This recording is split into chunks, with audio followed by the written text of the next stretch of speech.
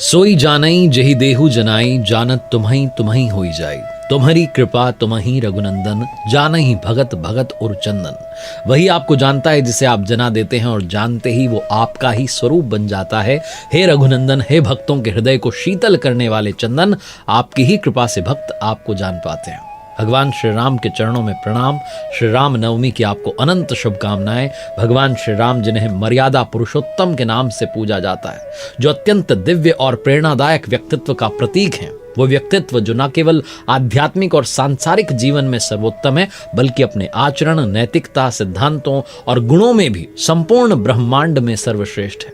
भगवान श्री राम का जीवन एक आदर्श जीवन है, जो हमें सच्चे धर्म, आचार और कर्तव्य की ओर प्रेरित करता है। भगवान श्री राम के अनंत दिव्य गुणों में से ऋषि वाल्मीकि जी को नारद मुनि ने उनके अवतरण से पूर्व ही उन महान गुणों का वर्णन किया था। ये गुण न केवल भगवान राम की दिव्यता को प्रकट करते हैं, बल्कि प्रत्येक व्यक्ति के जीवन में आदर्श स्थापित करने के लिए मार्गदर्शन देते हैं।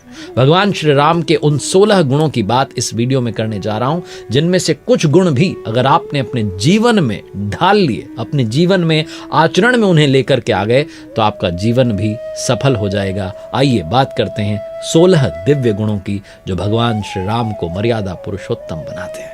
पहला गुण है गुणवान, सौशील्यम, बिना शर्त सबको स्वीकार्य। भगवान श्री राम की जीवन यात्रा में उन्होंने सभी को समान दृष्टि से देखा। गुह जो कि शिकारियों के नेता थे, सुग्रीव जो कि वानरों के राजा थे, उन्हें भ्राता के रूप में स्वीकारा। भगवान हनुमान जी को अपने परम भक्त के रूप में सम्मानित किया। और इतना ही नहीं, रावण का जो छोटा भाई था विभीषण, उसे भी अपनी शरण में जगह थी। भगवान श्री राम ने सभी के साथ बिना शर्त प्रेम और सम्मान दिखाया। रामायण में भगवान जी का एक गुण स्पष्ट रूप से तब दिखाई देता है जब उन्होंने विभीषण को रावण के शरणागत होते हुए भी अपने यहाँ शरण दी और लंका का राजा पहले ही नियुक्त कर दिया। भगवान श्री राम ने उसे भी अपना भ्राता माना। ये सीखने को मिलता है कि हमें भेदभाव से ऊपर उठकर सभी को समान रूप से स्वीकारना चाहिए। दूसरा गुण है वीर्यवान, दृढ़ और साहसी बनिए। वीर्यवान का अर्थ सिर्फ शारीरिक शक्ति नहीं, बल्कि मानसिक दृढ़ता और साहस भी होता है। भगवान श्री राम में अपार शक्ति थी, लेकिन कभी भी उन्होंने उसका दुरुपयोग नहीं किया। वो अपनी आक्रामकता को संयमित रखते हुए अपने धर्म और सत्य के मार्ग पर चलते थे। भगवान श्री राम में वो साहस, वो दृढ़ता तब दिखाई दी जब उन्होंने शिव धनुष को तोड़ा। ये केवल शारीरिक शक्ति का प्रदर्शन नहीं था, बल्कि मानसिक दृढ़ता और धर्म के प्रति निष्ठा का प्रतीक था। जब रावण ने माता सीता का अपहरण किया, तब राम जी ने बिना किसी भय के रावण से युद्ध करने का निर्णय लिया। ये वीरता थी जो उन्हें महान बनाती है। तीसरा गुण है धर्मज्ञ, धर्म के मार्ग पर अडिग रहिए। भगवान श्री राम ने हमेशा धर्म, सच्चाई और न्याय का पालन का जो है अनुसरण किया। चाहे वनवास हो या रावण का वध हो, वो कभी भी अपने मूल्यों से समझौता नहीं करते थे। इसी कारण वो सशक्त राजा थे। रामायण में जब प्रसंग आता है कि पिता की आज्ञा के कारण वनवास जाना पड़ा, तो बिना किसी विरोध के उन्होंने उसे स्वीकारा, क्योंकि उनका धर्म था। वो हमेशा अपने कर्तव्यों को पहले रखते थे। उन्होंने कभी भी अपने धर्म से समझौता नहीं किया, चाहे परिस्थितियां कैसी भी रही हों। उनका ये गुण हमें अपने जीवन में धर्म के प्रति निष्ठा रखने की प्रेरणा देता है। चौथा गुण है कृतज्ञ, आभार और विनम्रता का भाव लेकर आइए। भगवान श्री राम ने हमेशा अपनी सहायता करने वालों को धन्यवाद दिया। वानरों की मदद के लिए उनका आभार व्यक्त किया। हनुमान जी की निस्वार्थ सेवा के लिए उनका सम्मान किया। रामायण में जब उन्होंने रावण का वध किया और माता सीता को वहां से लेकर आए, तो उन्होंने हनुमान जी का, वानरों का आभार व्यक्त किया। हनुमान जी ने भगवान श्री राम के लिए असंभव कार्य को संभव कर दिया था। उनका ये आभार प्रकट करना बताता है कि हमें दूसरों की मदद को स्वीकारने की, सराहने की भावना रखनी चाहिए। पांचवा गुण है सत्यवान, हमेशा सच्चाई के साथ चलिए। भगवान श्री राम ने कभी झूठ नहीं बोला, सत्य के मार्ग पर अडिग रहे। सत्य बोलेंगे तो आत्मा को शांति मिलेगी, आत्मविश्वास बढ़ेगा।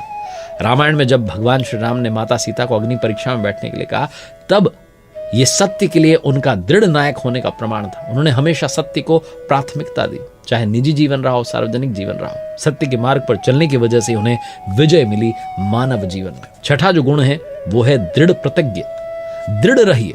भगवान श्री राम ने वनवास के दौरान हर चुनौती को स्वीकारा, अपने धर्म पर अडिग रहे, कभी भी अपनी राह से नहीं भटके। जब उन्हें पिताजी ने आदेश दिया, तो बिना किसी उन्होंने शिकायत के उसे स्वीकार लिया। यह उनका दृढ़ नायक होना था कि उन्होंने अपनी निजी इच्छाओं को, दुखों को, सबको जो है त्याग दिया और अपने कर्तव्यों को जो है प्राथमिकता दी। ये सिखाता है कि अपने उद्देश्य के प्रति हमेशा अडिग रहिए। सातवां गुण है सदाचारी। भगवान श्री राम जो है हमें सिखाते हैं कि आचरण में उस सच्चाई को लेकर के आइए। उनके शब्द जो सत्य और नैतिक होते थे वही आचरण भी होता था। रामायण में भगवान श्री राम जो अपनी शक्ति और क्षमताओं को विनम्रता से प्रयोग में लाते हैं तो हमें सिखाते हैं कि अपने व्यक्तित्व को इतना आकर्षक रखिए कि आपका चारित्रिक बल ही आपको महान बना दे। अपने चरित्र को इस तरह से मजबूती दीजिए कि लोग आपसे प्रेरित हों।